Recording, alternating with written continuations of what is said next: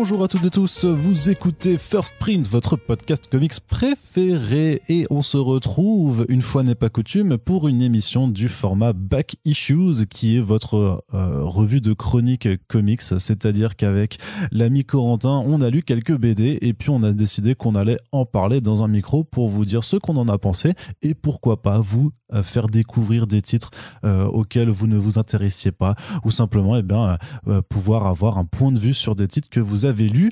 Donc Corentin, il est avec moi évidemment. Bonjour Corentin. Bonjour. Je suis pas techniquement avec toi. Je suis techniquement avec moi-même. C'est vrai. Alors techniquement, tu n'es pas avec moi complètement, parce que si je tends la main, je ne peux pas te caresser la cuisse comme je le fais d'habitude, puisque c'est dommage. C'est très dommage. Voilà, vous l'aurez compris, c'est la première fois depuis très longtemps que l'on fait un podcast à distance, puisque figurez-vous que l'ami Corentin a de la famille, que pour les fêtes de fin d'année, il est allé la voir. C'est vraiment n'importe quoi, ce genre de choses-là. Qu'est-ce que c'est que ça? C'est quoi cette tradition bizarre là? D'un temps de chaleur et de réconfort avec les proches qu'on aime. Franchement, je ne comprends pas. Je ne comprends pas cette tradition. Fête païenne, ça. C'est une fête païenne, c'est n'importe quoi. C'est qui d'ailleurs le Père Noël? N'importe quoi. C'est Saint-Nicolas, il offrait des oranges, hein. Pardon, ça n'a rien à voir. Hein. Tout à fait. Et bon, Corentin, trêve de bavardage. On va tout de suite commencer par parler de bande dessinée avec le premier titre de cette émission qui s'appelle Once and Future. La série de Kieron Gillen et Dan Mora se poursuit aux éditions Delcourt et c'est déjà le 3e tome qui nous parvient. Alors pour vous refaire un petit peu le pitch rapidement, grosso modo l'histoire c'était que un groupuscule nationaliste en Angleterre décide de réveiller le roi Arthur pour grosso modo à ramener un peu l'Angleterre à une forme de pureté très on va dire très nationaliste, sauf que le roi Arthur en fait il est encore plus facho que les fachos et décidé en fait d'éliminer littéralement vraiment tous ceux qui ne sont pas 100% britons en ramenant notamment ces anciens chevaliers de la table ronde. Et grosso modo donc on suivait en fait un jeune archiviste en fait d'un musée qui découvrait que sa grand-mère avait combattu ce genre de force démoniaque il y a quelques années, et donc la grand-mère en question reprend du service, et donc bon gré mal gré tout ce joli monde doit affronter du coup des chevaliers de la table ronde qui ont une très belle allure sous le trait de Dan Mora, mais qui sont clairement mus de très très mauvaises intentions. Corentin, dans ce 3e tome en plus, ça fait un petit peu écho de façon très fortuite avec une actualité cinéma, puisqu'on s'intéresse au Green Knight, au chevalier vert de la légende de Sir Gawain. Oui, tout à fait. Il est présent dans le volume, après il est pas essentiel. On n'avait pas couvert le tome 2 déjà, donc ce qu'il faut dire c'est que par rapport à cette idée originale de faire revivre le roi Arthur, etc. Ça a plus muté en quelque chose qui ressemble plus à Fables ou au Unwritten, en fait, dans le sens où c'est plus que des créatures mythologiques, des histoires, en fait, qui apparaissent dans le réel, qui se manifestent dans le tissu de la réalité, et donc pour les vaincre, il faut suivre la façon dont elles ont été battues, pour faire des croisements d'interprétation de textes, etc. Donc là, évidemment, Kieron Gillen, ça donne à cœur joie, un petit peu comme Grant Morrison pouvait le faire à une époque, en réinterprétant cette espèce de littérarité un peu à l'ancienne. Donc là, effectivement, on a le Green Knight, on a toujours le plan maléfique de Merlin pour essayer de faire revivre le roi Arthur, l'espèce de faux Galahad un peu centaurien qui se balade dans le fond. Donc c'est toujours une sorte de croisement un peu bizarre entre Rick and Morty, on va dire, parce qu'on a le côté le petit-fils et en l'occurrence la grand-mère. D'ailleurs, je m'approprie un peu les paroles de mon grand copain Renaud qui disait qu'effectivement c'était assez rare d'avoir cette dynamique-là avec une grand-mère et pas un grand-père, parce qu'on a souvent le grand-père un peu badass à la Rick justement, et là en l'occurrence une grand-mère qui serait un peu une sorte de Buffy qui aurait beaucoup vieilli mais qui aurait continué à pourchasser les forces du mal, etc. On a toujours cette espèce de branlette un peu nerdy de c'est quoi les contes arthuriens, c'est quoi les légendes d'hier, c'est quoi le sens profond, et comment est-ce qu'on peut essayer de trouver une sorte de canon littéraire à tout ça, et un style graphique qui évoque pas du tout les enluminures du Moyen-Âge ou quoi. C'est vraiment plus du comics au sens strict, c'est-à-dire que le moindre personnage de la mythologie arthurienne est vraiment dessiné comme un héros ou un vilain de Image Comics des années 90. Là, vous avez Lancelot, qui ressemble vraiment à Haunt, ou à un vilain, ou un personnage secondaire de Spawn, quoi, on va dire, tout en eau et tout. Il est magnifique. Dan Mora est toujours très très fort dans ce qu'il fait.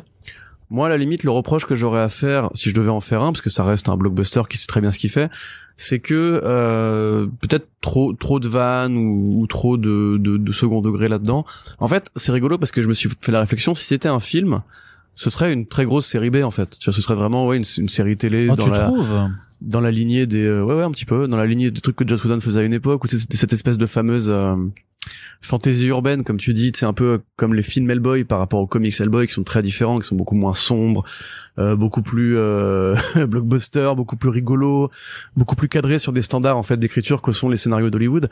Alors que moi je prends ça très au sérieux, tu vois, la mythologie arthurienne, c'est un truc que j'ai étudié et tout, et tu parlais du Green Knight de David Lowery qui effectivement a pas grand chose à voir avec la façon dont Kieron Gillen traite le truc. Et c'est rigolo parce que Gillen, il est dans une sorte de phase un peu comique. Là, on avait parlé des Éternels l'autre fois, qu'il écrit un peu comme une sorte de parodie de Jonathan Hickman. Alors qu'à côté, quand il te fait du Warhammer, c'est très serious business, c'est très très grave, antique limite, etc. Donc là, il s'amuse. C'est du bon blockbuster, on va dire. Mais ça profite quand même, voilà, de cette narration BD avec ses beaux dessins, avec cet imaginaire graphique très intéressant. C'est du mainstream en fait, c'est du mainstream indé, on va dire, c'est très lettré, c'est très référencé et tout, mais ça peut très bien être lu par des gens qui ne lisent que du super-héros, et ça ressemble vraiment d'ailleurs beaucoup à des trucs qui ont été faits dans les super-héros un peu sombres de DC Comics par exemple, avec Etrigan, avec Jason Blood, avec Hellblazer aussi quelque part. Donc enfin ça reste une très bonne lecture. Je sais pas si t'avais des trucs à commenter là-dessus. Ouais, bah sur le côté blockbuster indé, c'est vrai que t'as raison, parce que même factuellement, c'est un blockbuster. Donc, c'est un titre qui est paru initialement chez Boom Studios et qui fait partie vraiment des titres de Boom qui ont permis à l'éditeur de s'imposer vraiment comme un nouveau faiseur de petits miracles dans le comics indé. Et clairement, enfin, les chiffres de vente même de la série en single issue sont assez phénoménaux par rapport à ce que peut connaître le comics indé, même chez les plus gros titres de Image Comics. Après, je suis pas forcément d'accord avec toi sur le côté humoristique. Enfin, j'ai pas trouvé que Kieron Gillen fait tellement dans la vanne ou se prend pas forcément au sérieux là-dessus. Et justement que en fait, ça c'est une façon de, même pour quelqu'un, tu vois, qui, à l'inverse de toi, n'a pas forcément étudié les mythes arthuriens pendant ses études.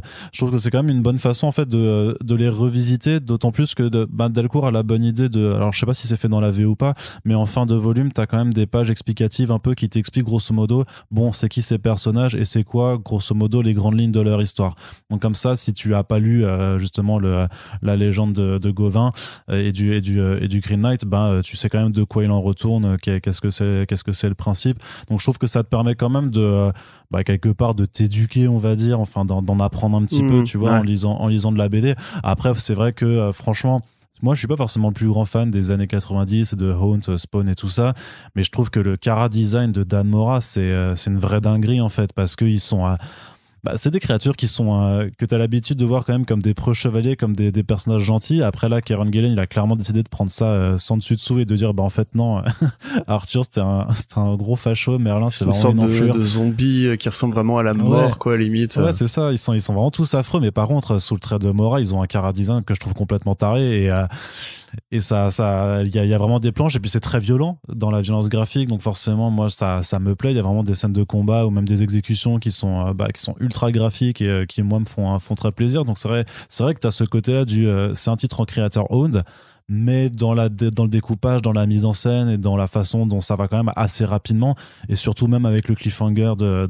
ce troisième tome, vraiment oui, effectivement t'es dans une catégorie de très gros divertissement, et d'ailleurs c'est chouette de voir la série continuer, parce qu'à la base ça avait été annoncé même par Delcourt comme une série en 3 tomes, et finalement il y en a un 4e déjà de sortie, je crois que le 5e il est en cours d'être fait, donc ça se voit aussi que l'équipe créative prend du plaisir en plus d'avoir du succès, et donc c'est pour ça que ça continue de la sorte. Donc moi je suis vraiment on pourra en reparler si on fait un Back Issues VO, mais en fait quand tu lis ce qui suit directement ce tome là, en fait tu comprends exactement pourquoi il a voulu continuer, quelle idée il a eu par rapport justement aux interprétations dans le temps des mythes arthuriens. Je vais rien spoiler du tout pour ceux qui la lisent en VF, mais il y a vraiment en fait j'ai envie de dire que limite ces 3 tomes pourrait presque être juste l'intro de la série. Ouais. Et on pourrait aller beaucoup plus loin et s'amuser vraiment avec ce que sont les histoires en fait et la façon dont différentes sociétés posent différents regards sur les mêmes histoires. Juste un truc aussi, c'est que on n'a pas parlé. Tu l'as dit au début de présenter la série, c'est des nationalistes, pardon, des fachos, enfin des Brexiters un peu énervés, l'équivalent un peu local de nos amis de l'ultra droite, comme disaient les médias, qui réveillent le roi Arthur. Et en fait, tu peux même t'amuser à voir la série, alors en plissant un peu les yeux, comme une sorte de grosse allégorie du Brexit, à tel point que justement Gillen revient régulièrement mettre des éléments qui évoquent l'actualité politique du Royaume-Uni. Oui. Par exemple, là il y a un chevalier Bohort. Bohort dans les textes médiévaux c'est Bors, et donc Bors au présent ce serait Boris. Vous cherchez un Boris célèbre au Royaume-Uni, peut-être que vous aurez des indices sur ce que ça veut dire. Ah, c'est trop fort ça. Voilà, il y a aussi il y a cette scène où le Green Knight apparaît, ils sont dans un bar pareil de skinhead quoi, grosso modo, enfin de nationalistes patriotes mes genoux, et clairement enfin Gillen te dit tout le bien qu'il pense de ces gens-là, on va dire. Donc il y a quand même du fond politique aussi, et de la façon dont effectivement même et pas forcément seulement le roi Arthur, mais tu sais il y a des études qui ont été menées là-dessus, la façon dont justement les mythes celtes ont nourri l'imaginaire, alors déjà des nazis, mais aussi de l'extrême droite française et européenne en général, avec les runes, avec la symbolique, avec cette espèce de retour à la nature vendue, enfin à la nature, à la spiritualité celtique, on va dire, vendue par les fachos qui recherchent une sorte d'héroïsme médiéval à l'ancienne. Là, quelque part, on voit qu'il y a des personnages féminins qui sont beaucoup plus intéressants que leur contrepartie masculine, que le héros masculin, c'est quand même un gros maladroit qui est juste mu par l'envie de bien faire et tout. Donc, il y a du fond, il y a de la symbolique, c'est pas inintéressant. Moi je te dis juste je trouve que les vannes un peu à la Rick and Morty justement, ça je pourrais m'en passer et limite faire un truc plus dramatique entre guillemets, mais à part ça non, ça reste une très très bonne lecture. Yes, très bien. Et donc c'est disponible chez Delcourt et les tomes coûtent 16,50 € et pour notre part je pense qu'on est tous les deux à vous recommander ça avec de façon très très enthousiaste. On passe à la suite et on reste dans les comics indépendants avec on fait une autre suite de série, une poursuite de série avec le 3e tome de Invisible Kingdom, la série de science-fiction ésotérique de J. Willow Wilson et Christian Ward. Le 3e tome vient de sortir chez les éditions iComics et donc c'est voilà le 3e volet et la conclusion de cette série. Alors grosso modo, là aussi moi je vous refais un petit peu le pitch, mais on est donc dans une sorte de galaxie qui est contrôlée par Lux, une entreprise en fait qui a réussi, si tu veux, à asseoir en fait sa suprématie et à faire régner la paix dans la galaxie, tout simplement en livrant des produits de consommation à tous les habitants de ce système planétaire. Mais qu'est-ce que ça nous évoque? C'est bizarre, je connais pas moi ça. Moi je ne sais pas, qu'est-ce que ça pourrait être, Corentin? Tu me dis si tu vois une allégorie de quelque chose. Moi je ne la vois pas en tout cas, je ne suis pas assez cultivé sur l'état de notre monde actuel. Et donc aussi en fait il y a dans le premier tome on nous expose aussi l'église de la renonciation en fait, où en fait des personnes qui se font appeler des non-nains en fait font vœu de renonciation justement au consumérisme et tout ça pour marcher sur un sentier qui mène au fameux royaume invisible, à la plénitude par la foi. Et grosso modo, dans le premier tome, l'une de ces servantes de l'église de la renonciation, donc Vess, découvrait grosso modo que cette église était de mèche en fait avec Lux, et la capitaine d'un navire qui bossait pour Lux décidait de révéler au grand jour cette corruption. Et donc dans ce 3e tome, grosso modo dans le 2e tome, on a eu pas mal de fuites notamment et de rencontres avec d'autres pirates de l'espace. Et finalement en fait, Grix et Vess qui en fait sont tombées amoureuses rencontrent en fait une autre église en fait de la résurrection qui sont donc une branche un petit peu différente de cette même église et qui elle visiblement veut clairement mettre hors d'état de nuire Lux et la renonciation. Mais pas par le discours, clairement ils ont développé une forme d'arme surpuissante pour aller tout simplement se la jouer étoile de la mort dans Star Wars et dégommer à tout va tout ce qui ne correspond pas à leur vision des choses. Donc en fait c'est vraiment J. Willow Wilson qui continue de faire son discours sur qu'est-ce que la foi, qu'est-ce que la religion et qu'est-ce qu'un petit peu le libre arbitre et qu'est-ce que l'amour, grosso modo, l'amour pour quelque chose de supérieur ou même pour des personnes, et qui en fait exposait vraiment deux facettes de la religion en fait, avec ces deux églises là, où il y en a une qui était clairement la représentation des églises corrompues, enfin qui soutirent de l'argent, qui sont de mèche avec les entreprises ou les gouvernements, tout simplement parce que leur but au final ça reste quand même de faire du profit.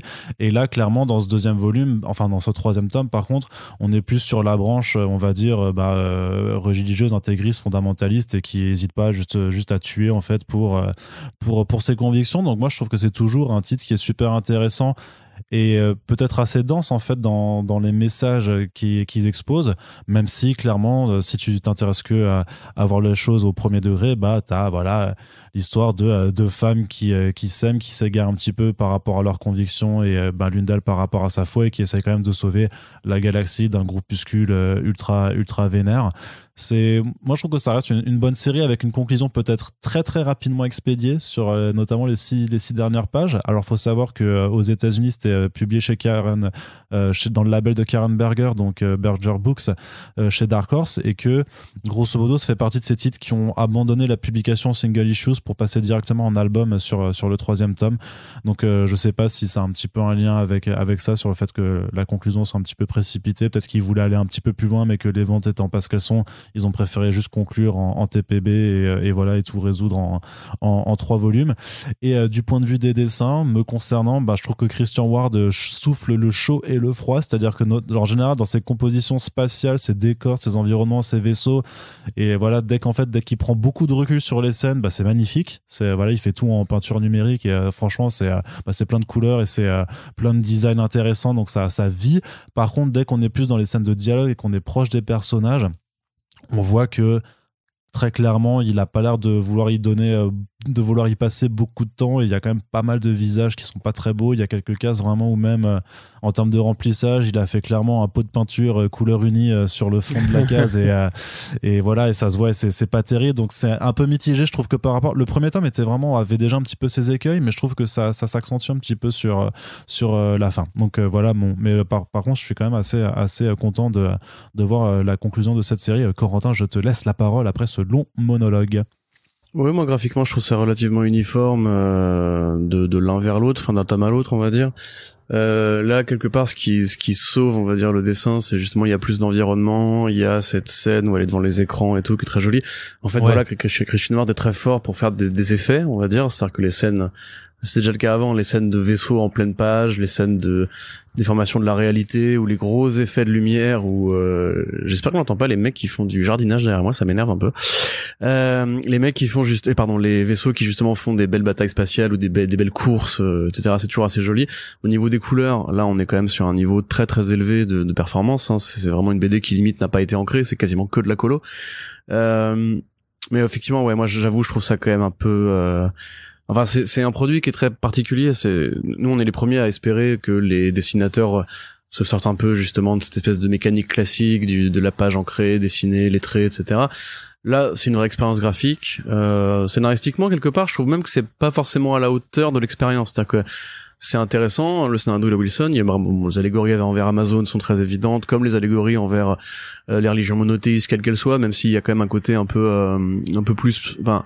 Église catholique, on va dire, pour le côté corruption et pyramidal, et église musulmane, et islam pour justement cette espèce de renonciation, les vêtements qu'elle porte qui sont justement une sorte de voile. D'ailleurs ils appellent ça un voile, je crois, il me semble, dans le tome 1. Là quelque part aussi on donne des réponses par rapport à la foi, ce qui pour moi était peu intéressant. J'aurais aimé que ça reste un peu à la Matrix, si tu veux, une sorte d'allégorie d'une foi qui se reconstitue, mais qu'on n'est pas sûr que ce soit juste parce que il y a les trucs qui existent ou pas, que ça va se résoudre comme ça ou comme ça, tu vois. Je vais pas trop en dire pour pas vous spoiler malheureusement. Sinon, c'est une bonne BD, on va dire, c'est une bonne BD de science-fiction. Le récit est intéressant. Il y a toujours cette espèce d'allégorie, de la féminité qui passe par différents trucs. Et c'est ce côté aussi renoncer à sa foi pour l'amour, ou bien trouver un équilibre entre la foi et l'amour. Qu'est-ce que le sexe, comment le sexe peut dialoguer avec l'envie de spiritualité et tout. Par contre, derrière, je trouve les méchants assez archétypaux, la construction de l'univers, en fait, qui parfois est très intelligente, et qu'on va désamorcer avec un truc en mode, ça c'est pour vous, en fait, qui lisez la BD, ça c'est un truc que vous pouvez emmener avec vous, regardez, comparer avec des situations du réel, quand par exemple il y a un scandale financier ou un scandale d'une grosse compagnie qui se fait choper, comment vous réagissez, etc. Et bon, ça c'est pas très très finaux derrière. Non, mais je trouve ça quand même intéressant parce que bah notamment c'était après aussi le tu sais le point de liaison sur notamment bah la fin du tome 1 jusqu'à maintenant, c'était aussi de dire en fait, on est on est dans des sociétés où parfois, même si les scandales sont révélés, en fait, ça change rien. Tu vois, c'est qu'il y a une forme d'apathie des peuples qui fait que les révolutions sont pas possibles. Alors, tu arrives quand même à un moment à enclencher quelque chose, mais tu vois en fait tous les efforts que ça demande par rapport au fait que voilà, c'est des compagnies comme Lux dans cet univers ou comme Amazon ici, en fait peuvent se permettre de faire tout et n'importe quoi sans que ça provoque en fait bah, la moindre sourcillade parce que les gens sont complètement ancrés dans leur confort, dans leurs habitudes et veulent pas se bouger même quand on est au courant. Sûr. Et puis quelque part, enfin même en France, tu vois, combien de fois on entend que des politiques sont mis en examen pour tel ou tel fait de corruption, de détournement d'argent et tout ça, et combien sont encore toujours en activité, continuent d'être élus, d'être représentés. Non, mais qui font 20% à la présidentielle, hein, donc. Ouais, non, mais voilà, tu vois, et en fait, c'est quand même des parallèles. Alors peut-être qu'ils sont pas non plus ultra finaux parce que bah parfois, moi, je pense que faut juste dire les choses telles qu'elles sont, tu vois, et je crois que le monde est pas très fin non plus par moment. Donc, tu vois. Si tu veux, non, mais je suis d'accord avec toi. Si tu veux, c'est juste dans cette espèce de parce que c'est quand même une série qui est très caractère driven. Tu t'intéresses à un équipage, précisément à deux personnages de cet équipage, et on te tisse une sorte de romance entre les deux, qui en l'occurrence je trouve assez finement amené. Dans un univers qui est très beau, qui est très coloré, qui est presque fait, comme tu dis, alors tu dis ésotérique, on pourrait aussi dire simplement religieux, hein, spirituel. Et au milieu de tout ça, voilà, par exemple, t'as le discours du président de Lux à un moment donné, enfin, comment dirais-je, ça pour le coup c'est trop rentre dedans, je trouve, par rapport au reste de cet univers qui me paraît plus subtil que ça, ou même d'une manière plus générale en fait.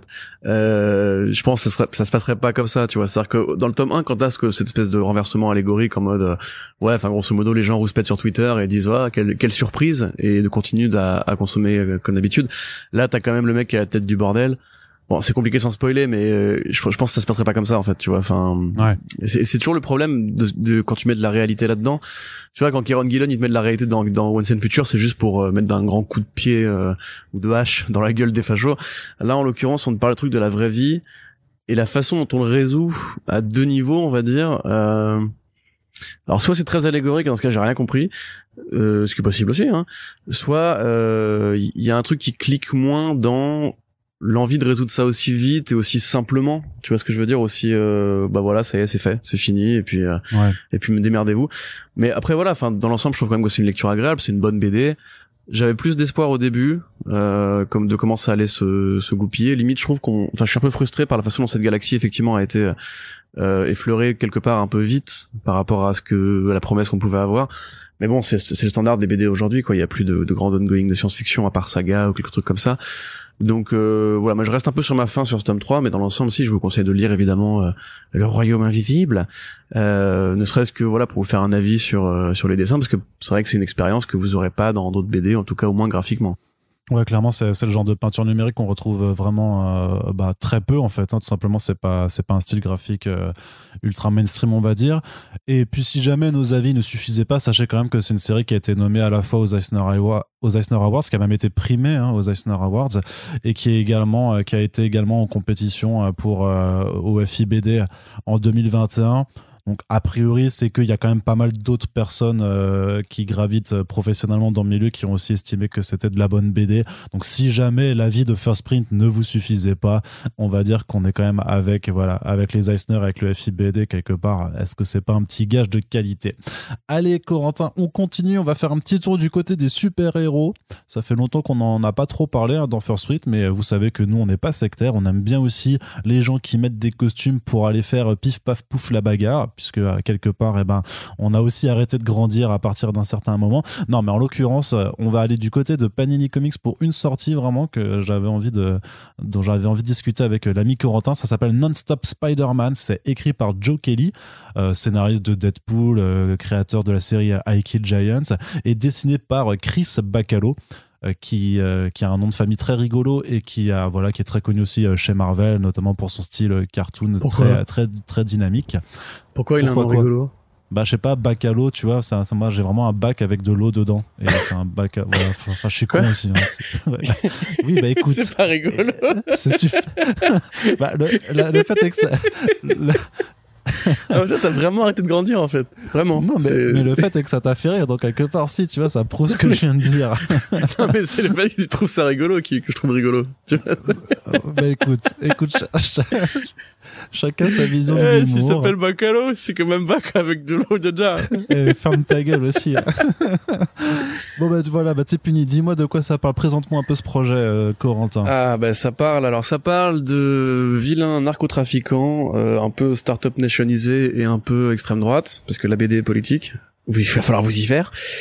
Qui vendent de la drogue qui rend intelligent, un petit peu comme les étudiants qui prennent de la Ritaline ou des trucs comme ça pour se concentrer avant les examens, et qui infectent un peu la faculté de Peter Parker, à tel point que en remontant leurs traces, il va découvrir qu'en fait le boss un peu de cette organisation, ce serait une sorte de eugéniste malfaisant qui travaille avec le baron Zemo. Voilà, bon après le scénario il pourrait grosso modo tenir sur un post-it plié en 8. Ce qui compte c'est d'avoir une série qui va vite, une série qui bouge, une série où il y a de la baston, puisque Bacalo et le titre l'évoque tout de suite, Non-Stop Spider-Man, parce que c'est un exercice de style au service de l'adrénaline. C'est-à-dire que grosso modo chaque page va être une grosse déflagration d'action, de rythme, de dynamisme. Ça ne s'arrête jamais, c'est une longue fuite en avant. C'est une longue course-poursuite, une longue scène de combat en avant, en fait une longue scène d'action. Il y a quasiment aucun temps mort. D'ailleurs, c'est ce que dit Niclo dès la postface du numéro 1, genre en mode alors les gars, ça va, vous avez réussi à tenir, putain, c'est ouf. Et voilà, du coup il faut prendre des règles de coke pour lire la BD, j'imagine. Mais non, c'est bien, c'est intéressant. Enfin graphiquement c'est bien, on va dire. Après le scénario c'est pareil, là je faisais le reproche à Kieron Gillen de mettre trop de vannes. Bon, Joe Kelly, voilà, c'est Spider-Man, enfin genre c'est Deadpool, c'est lui qui a fait le Deadpool qui brise le 4 murs et tout ça, donc la vanne il connaît, et puis Spider-Man c'est un vanneur de toute façon, donc c'est pas forcément non mais inaccurate là quand même là c'est vraiment ça tartine quoi. Il y en a qui sont vraiment très bien en plus, il y a de la vraie bonne vanne dedans. Le baron Zemo est très drôle bizarrement pour un nazi, comme quoi. Mais particulièrement c'est tout le dialogue qu'il a avec cette espèce de blondinette là qui l'accompagne pendant tout le truc, où vraiment mais c'est de l'échange de punch, mais tu sais envie de dire mais est-ce que des fois vous vous arrêtez pour respirer avant de vanner? Bon bref, après voilà, il y a des gens qui vont dire que c'est le contrat quand tu dis Spider-Man, et oui, quelque part c'est pas faux. Ce qui compte, voilà, c'est vraiment la façon dont Bacalo construit ses planches, c'est-à-dire que c'est un gimmick qui est tout con en fait. Vraiment, tu peux te dire pourquoi personne n'y a pensé avant. D'ailleurs, il se peut qu'il y en ait qui pensaient avant. Je crois que Wes Craig faisait ça un peu dans Deadly Class, mais il gardait quand même les phylactères droits par rapport à l'alignement de la page. C'est qu'en fait, Bacalo fait ses dessins, il fait son découpage, et après il penche la planche de 30 degrés à peu près pour donner cette espèce d'impression de mouvement perpétuel, un petit peu comme au cinéma quand on vous penche l'objectif pour donner une impression de malaise. Là ça donne l'impression d'un mouvement qui va de gauche vers la droite, qui monte ou qui descend, pour faire une sorte de dialogue rythmique en fait. Et comme justement t'as beaucoup de personnages qui sortent d'une case, t'as beaucoup de phylactères qui sortent d'une case pour essayer de lier, de casser en fait la gouttière en fait, c'est le machin blanc qui sépare une case de l'autre. C'est vraiment un truc qui se lit vite, sauf si vous voulez lire toutes les vannes, qui se lit vraiment avec beaucoup d'énergie. Et encore une fois, c'est du Geoff Darrow dans le texte, on va dire, c'est-à-dire qu'il n'y a pas, enfin, l'impulsion scénaristique ou thématique, elle est là. Comme on l'a dit, voilà, il y a un côté, nous les nazis, purgeons les sales jeunes étrangers ou immigrés avec les drogues qui vont les rendre intelligents puis les tuer. Voilà, ça c'est le fond du texte, on va dire. Mais le reste, c'est vraiment juste de la grosse bagarre avec des bonds, avec des sauts, avec des cascades. On passe d'un environnement à l'autre, d'un véhicule à l'autre, d'un décor à l'autre très très vite, en bourrinant.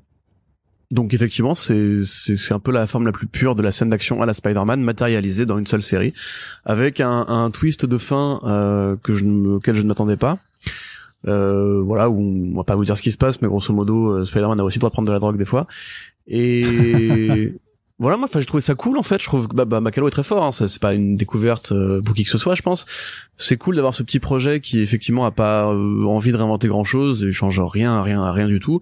Ça se met vraiment en parallèle des séries de Slott, de Spencer, et de tout ce qui se fait en termes de Spider-Man plus sérieux. Enfin, on n'est pas dans Life Story, on n'est pas dans Friendly Neighborhood non plus, on est vraiment sur un truc qui est juste un gros défouloir. C'est limite une sorte d'épisode de cartoon, quoi. Après, Bacalo, il a un style qui fait très dessin animé de base, mais là, on est vraiment sur, du cartoon années 90 à fond, qui est défouloir, qui est plaisant, qui a ce petit engagement politique un peu énervé. Alors tout le monde, beaucoup de nazis advocates diront ouais, mais attends, le baron Zemo c'est pas un nazi, c'est son père le nazi, lui c'est un mec qui est plus pour la survie des forts au détriment des faibles et tout.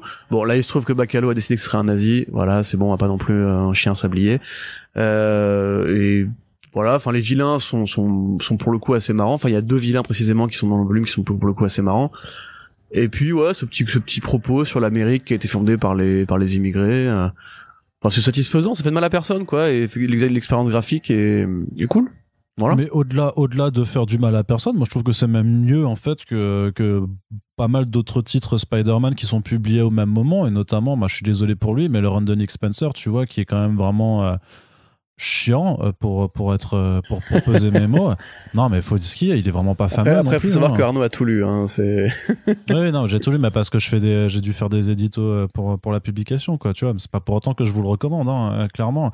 Et là, en l'occurrence, vraiment, si t'en as eu marre de Nick Spencer parce que ça avance pas ou juste parce que c'est juste pas très intéressant, là, t'es quand même dans une proposition qui, je trouvais vachement plus honnête, même d'un point de vue purement divertissement. Et alors, par contre, vraiment, et c'est pour ça que je voulais qu'on en parle un petit peu, moi, je suis pas un énorme connaisseur de Chris Bacalo, hein, je te l'avoue.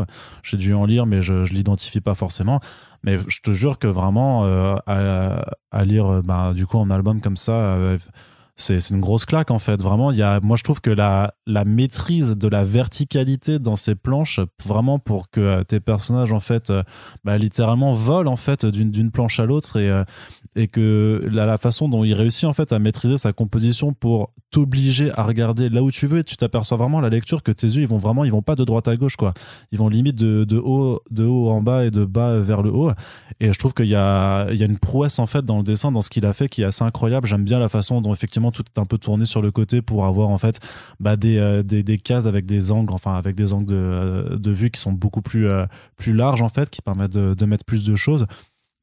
Et donc il y a vraiment un jeu sur le découpage et sur la façon dont tu travailles tes planches pour avoir cette verticalité qui, à mon sens, mérite vraiment le coup d'œil. En fait, c'est vrai que peut-être que vu que ça va à 100 à l'heure aussi, et que le propos en soi est assez succinct au final, c'est pas un truc que tu vas mettre longtemps à lire en tant que tel, mais par contre je pense que c'est vraiment le genre de BD où tu as intérêt, si tu aimes bien vraiment l'art séquentiel, là c'est clairement un bel objet pour juste poser tes yeux sur les planches, regarder comment Bacalo a construit son dessin, et admire aussi un petit peu même le niveau de détail et vraiment la puissance en fait des scènes d'action, la façon dont il arrive vraiment, tu sais, il y a parfois il traverse des vitres ou je sais pas quoi, tu fais quand même, tu sens que c'est violent.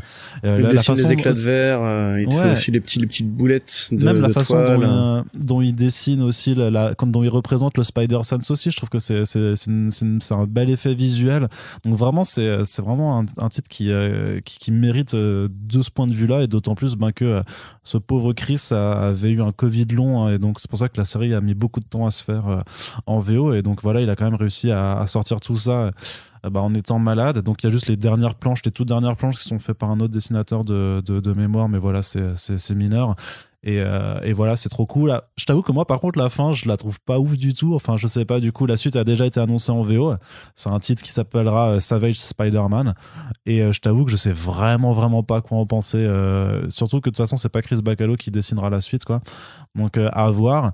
Mais même sans je veux dire, même si ça appelle à une suite, c'est un tome qui se lit très bien en tant que tel, tout seul, quoi. Donc voilà, moi c'est quand même un truc plutôt sympathique là qui est sorti en cette fin d'année chez Panini, et dont j'avais envie de parler. Donc c'est dispo chez eux pour la somme de 17 €. Oui. Et mais j'ai pas dit que c'était pas sympathique, hein. J'ai dit pas que tu n'as pas dit ça. J'ai dit que c'était c'était beau, c'était un peu vain, quoi. C'est sympathique. Bah, disons, moi, en fait, je préfère le bac à l'eau de Doctor Strange, que je conseillerais plutôt aux gens, d'ailleurs, si vous avez pas lu le Strange Aaron, The Last Days of Magic, par exemple, où là, pour le coup, je dis pas que ça va plus loin, parce qu'effectivement, là, il y avait quand même vraiment des très très belles planches.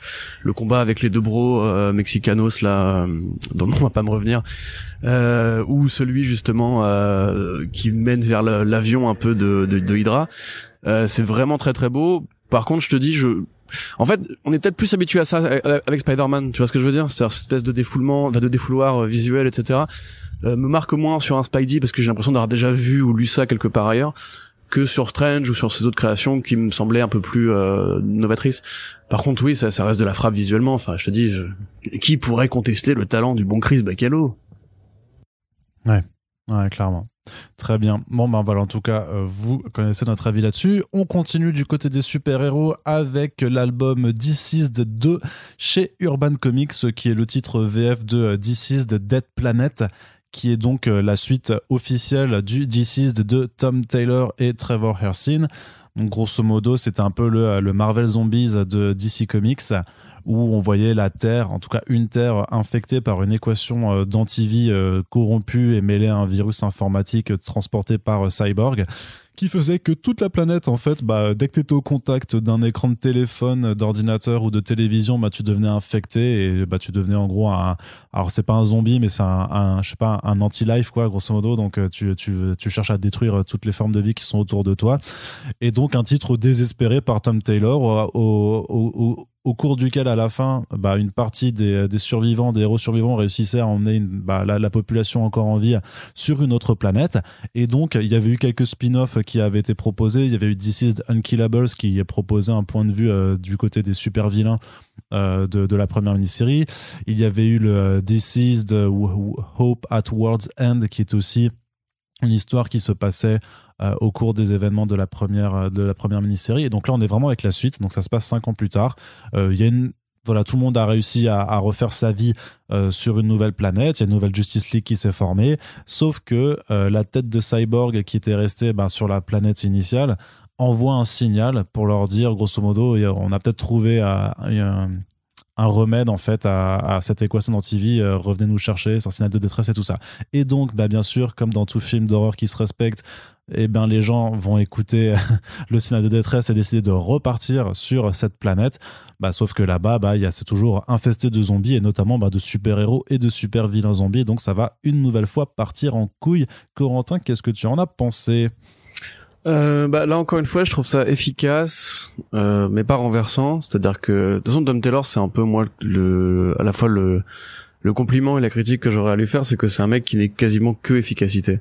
C'est-à-dire quand il avait fait, c'est un truc qui m'avait fait arrêter Injustice en fait très rapidement, c'est que j'avais l'impression de lire, si tu veux, un gars qui aurait adoré Walking Dead ou Game of Thrones, dépouiller tout ce qui n'était pas utile et rentrer là-dedans en mode on va s'éclater les gars, ça va être rythmé, ça va être de la violence, ça va être des morts à chaque numéro et tout, ça va être brutal et vous allez prendre votre pied.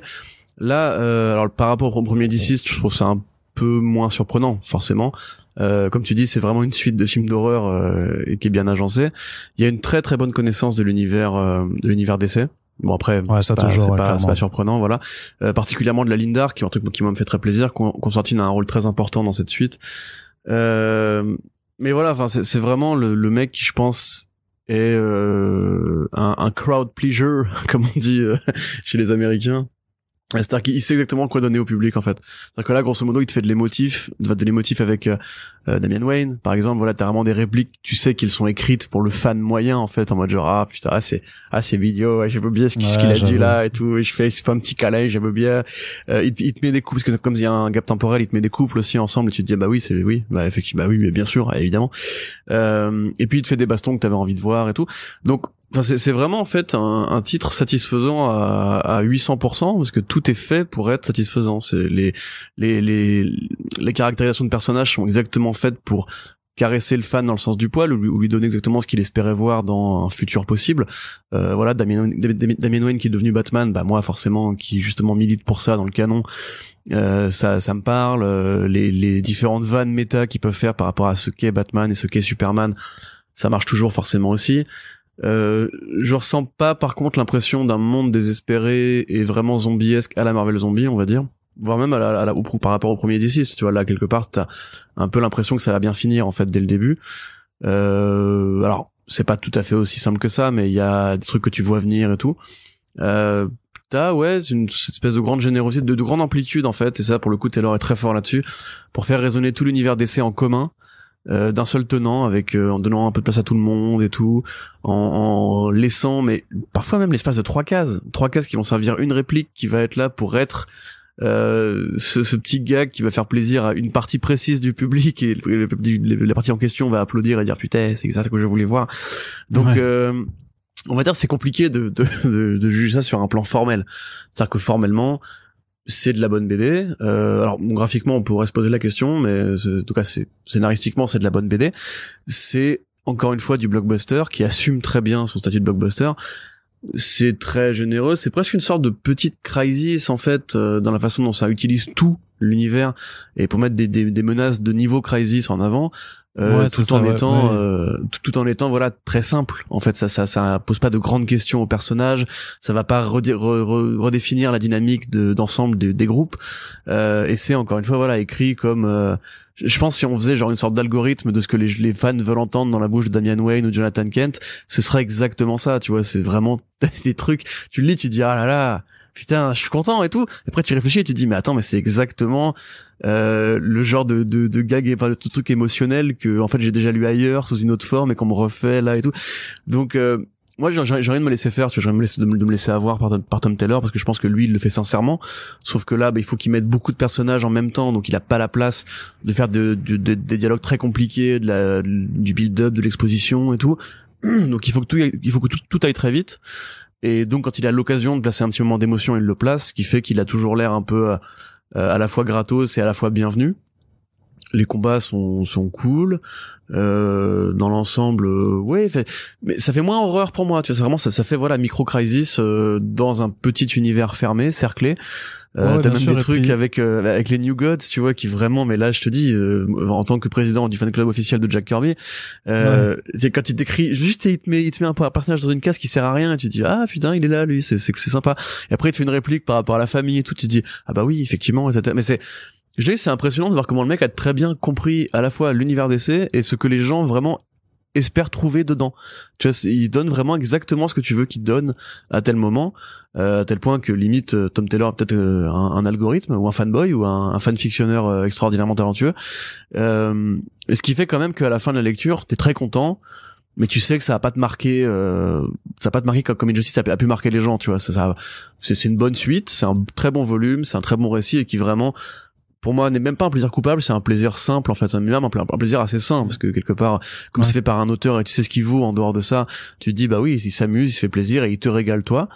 Par contre je dirais pas que c'est un indispensable, tu vois, je dirais que c'est très bien et ça peut très bien accueillir les fêtes de Noël justement, on va dire, dans ce côté laissez-vous tenter, mais par rapport à tout le bruit qu'a fait DC aux États-Unis, moi j'ai rattrapé du coup les deux séries pour lire Dead Planet, enfin DC 2, je trouve quand même que c'était plus noir, plus violent dans le premier quand même, tu vois.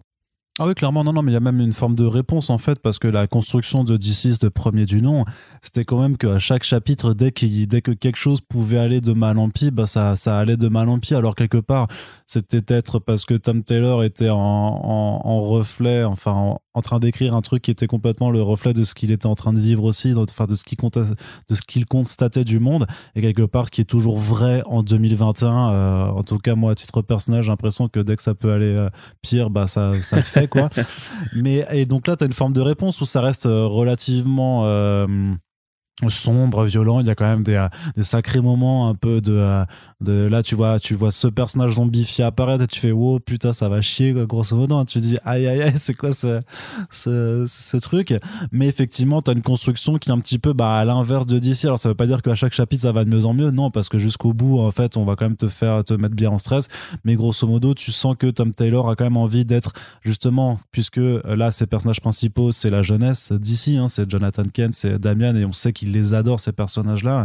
Et bien on sent qu'il a quand même envie d'être un peu du côté de peut-être comme Miller sur Golden Child, tu vois, sur la jeunesse qui incarne un peu une forme d'espoir et une forme d'optimisme, et ce même dans des situations qui sont un peu plus difficiles. Quelque part, moi, vu que en ce moment je suis moi j'aime bien les récits ultra sombres, cyniques et jusqu'au boutiste, ça m'a un petit peu décontenancé d'être moins dans cette ambiance désespérée.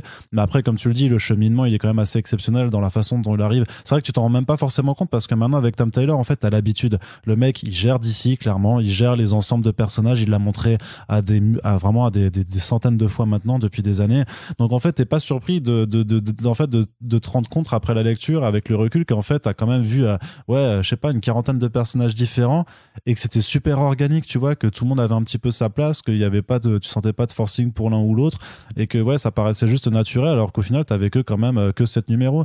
Et ça, je trouve ça assez ouf, quoi. Mais ça en est à un tel point que par exemple par rapport au rôle du Phantom Stranger qui avait changé dans les New 52, là lui il assume cette donnée-là qui avait quasiment été virée du canon depuis, parce qu'il n'y a pas non plus eu 40 apparitions du Stranger depuis, et il te la remet là juste pour générer une réplique. Tu vois, c'est vraiment c'est un mec qui sait exactement ce qu'il fait. Enfin moi je trouve ça même impressionnant que le gars ait si peu d'années de carrière au compteur, tu vois, proportionnellement à tout. On aurait presque un nouveau Geoff Jones, tu vois, si DC voulait remplacer, trouver une sorte de capitaine de navire qui saurait bien jongler avec tous les éléments, quoi. Ouais, clairement. Après, bon, sur le point de vue graphique, moi je trouve pas ça vilain. J'aime bien ce que fait Trevor Hurstyn avec Stefano Gaudiano qui est à l'ancrage aussi. Donc je trouve que ça reste dans ce qu'il a pu faire sur la première mini-série, c'est-à-dire que toutes les planches sont pas forcément top, mais après vraiment pour donner vie à cet univers, pour donner vie à ces versions complètement destroy des personnages qu'on connaît bien. Personnellement, je trouve que ça le fait, quoi. Donc, moi, je suis d'accord. Je pense quand même qu'il y a place à amélioration, et surtout vu le succès commercial de la série, de prendre un mec qui est un peu plus ou une meuf qui est un peu plus de brillant, parce que là quand même il y a vraiment des cases où tu te dis c'est pas beau, quoi. Enfin, même c'est vide, tu vois. Ouais, après je sais pas dans quelle mesure Trevor Hurstyn en fait s'implique, tu vois, si lui il le fait un peu à la légère, ou si c'est vraiment une histoire qui le passionne aussi, tu vois. Je suis pas sûr. Disons que je pense que le côté monde post-apo fait un peu cache-poussière au fait que les décors soient vides presque involontairement, parce qu'il y a vraiment des, tu vois, dans un monde pareil, tu pourrais t'imaginer que ce serait l'occasion de réinventer un peu des designs, des nouveaux costumes et tout, et c'est le cas en partie. Mais tu vas pas sortir de Injustice, pardon, de DC 2 justement en te disant le costume de machin pas mal, parce que là du coup c'est non là t'as tout ce que tu pouvais espérer. Après quand même petite ce que tu dis, c'est les héros, c'est Damian et John. Alors dans un sens symboliquement c'est vrai, mais le héros c'est quand même vraiment plus John Constantine. Oui. Tom Taylor qui a fait justement du Constantine récemment, et là pareil, si t'es fan de Constantine, t'as vraiment des références à la fois au Constantine New 52 c'est horrible dans sa relation à Zatanna, et à la fois vraiment des références pointues au Constantine de Garcenis, et tu dis mais je te dis, moi c'est marrant, t'as l'impression de voir une sorte d'encyclopédie qui t'aurait pondu un scénario tout prêt comme ça.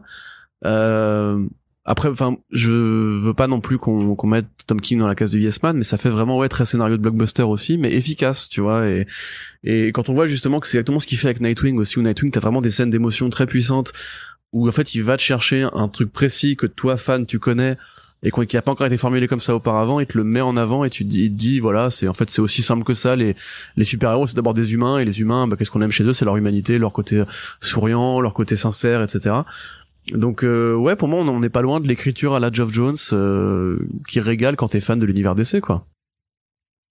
Ouais, clairement on est quand même sur du bon truc. Donc voilà, si vous aimez DC Comics, je pense de toute façon, si vous avez déjà pris le premier tome, je pense que c'est quelque chose qui devrait vous plaire également. Donc voilà, c'était sorti courant novembre dernier et c'est disponible chez Urban Comics pour la somme de 20€. Et on va terminer déjà ce Back Issues VF et je vais te laisser la parole, Corentin, juste pour en remettre une petite couche sur la série Chou.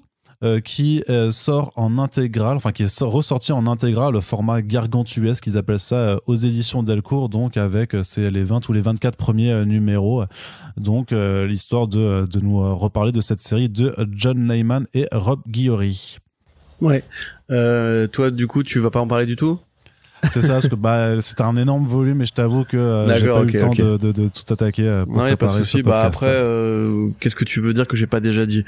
On vous a déjà parlé de Chou récemment pour le spin-off qui s'appelait pas Chou non plus, il s'appelait Safran Chou en l'occurrence.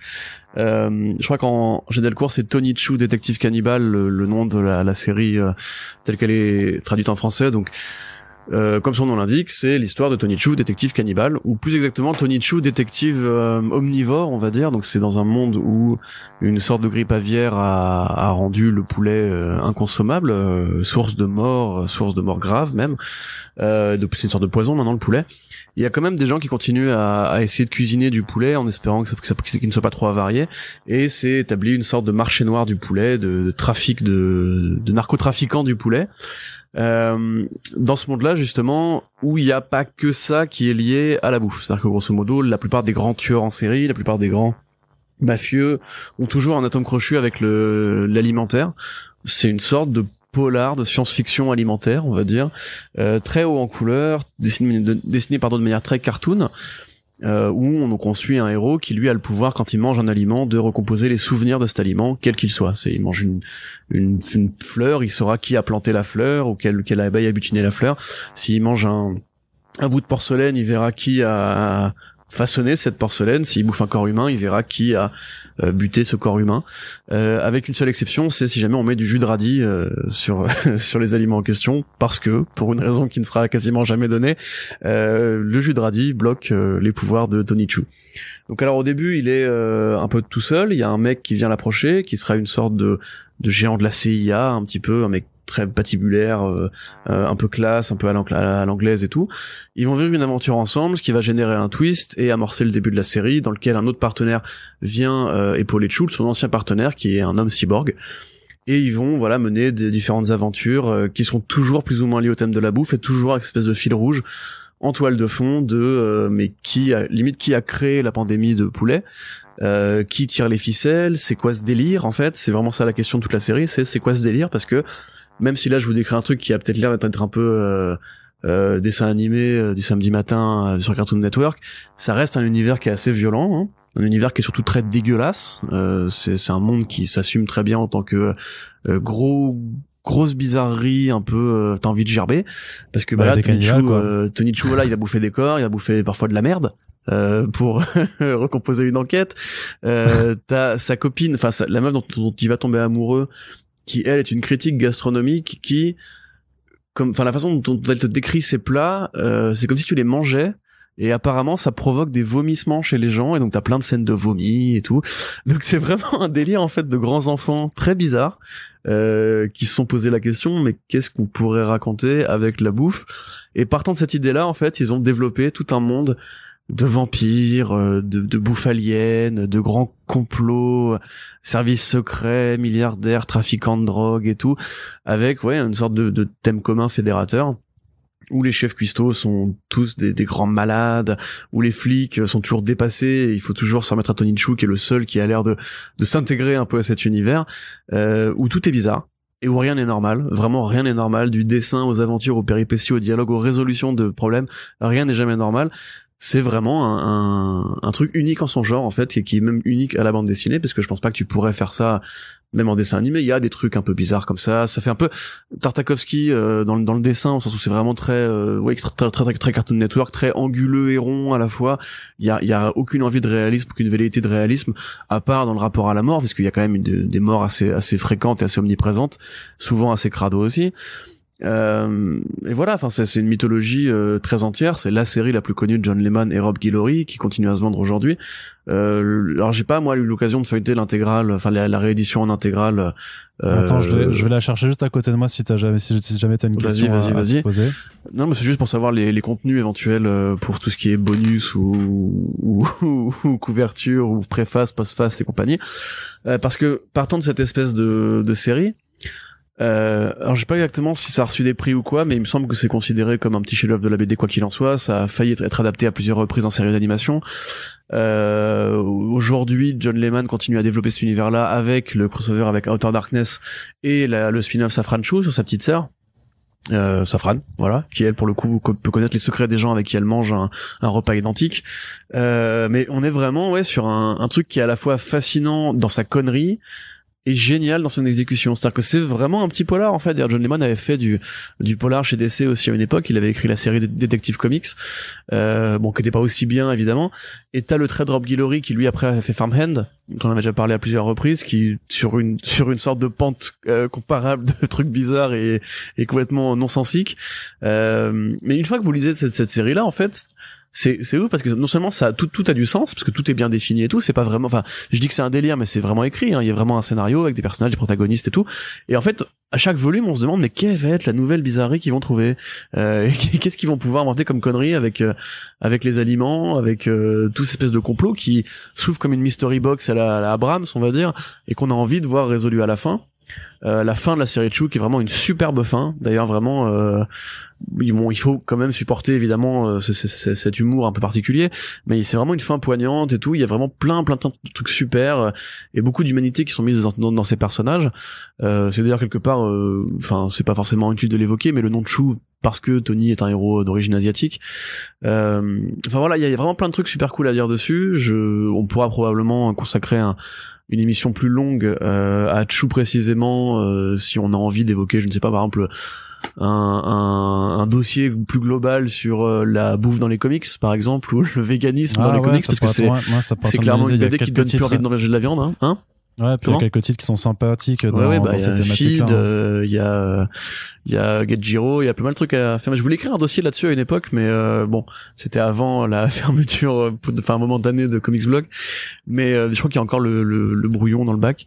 Mais bref, donc voilà, lisez Chou, c'est vraiment super cool. Bon, je pense qu'on en a déjà assez parlé au fur et à mesure des podcasts qu'on fait.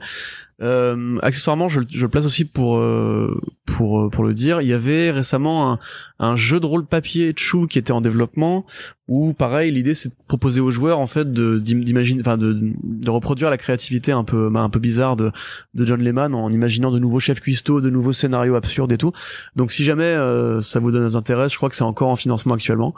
Et puis sinon, la série on est en intégrale. On remercie Delcourt pour ce travail d'intégrale qui permet de faire découvrir à prix réduit des œuvres comme Invincible, comme Chou, comme Martha Washington bientôt aussi, des trucs qui vraiment font partie des chefs-d'œuvre de leur catalogue. Et moi je pense sincèrement que là en l'occurrence, si vous avez un humour comme moi ou Arnaud, si vous avez cette espèce d'envie de profiter d'un polar qui justement, d'un feuilleton d'action et policier qui ne peut être fait que en BD, on est vraiment sur de l'indispensable en l'occurrence.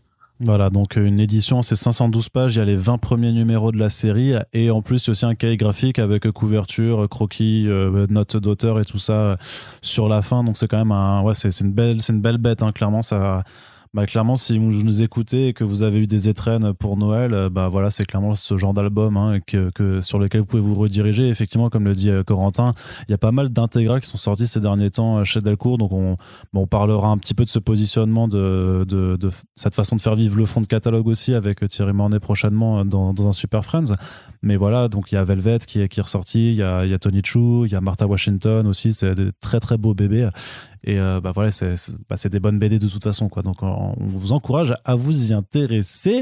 Et ma foi, Corentin, voilà, déjà une petite heure passée ensemble. C'est la fin de ce Back Issues VF. Joyeux Noël les gens.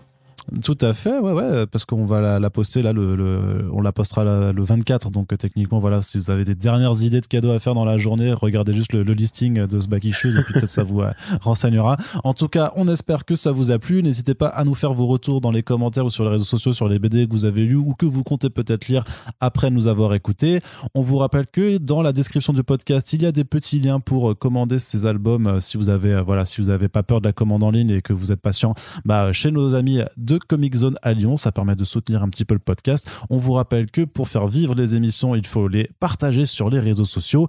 Et puis nous avons également une page Tipeee qui reste ouverte H24. Donc voilà, pareil, si vous avez trop de sous à Noël et que vous voulez nous en faire profiter, mais surtout pour aider juste à pérenniser le podcast dans son ensemble, eh bien vous pouvez aller faire un petit tour. On remercie toutes celles et celles qui nous soutiennent depuis bien longtemps déjà. Et on espère vous revoir avec vos écouteurs pour le prochain podcast qui arrivera aussi tout bientôt. Salut!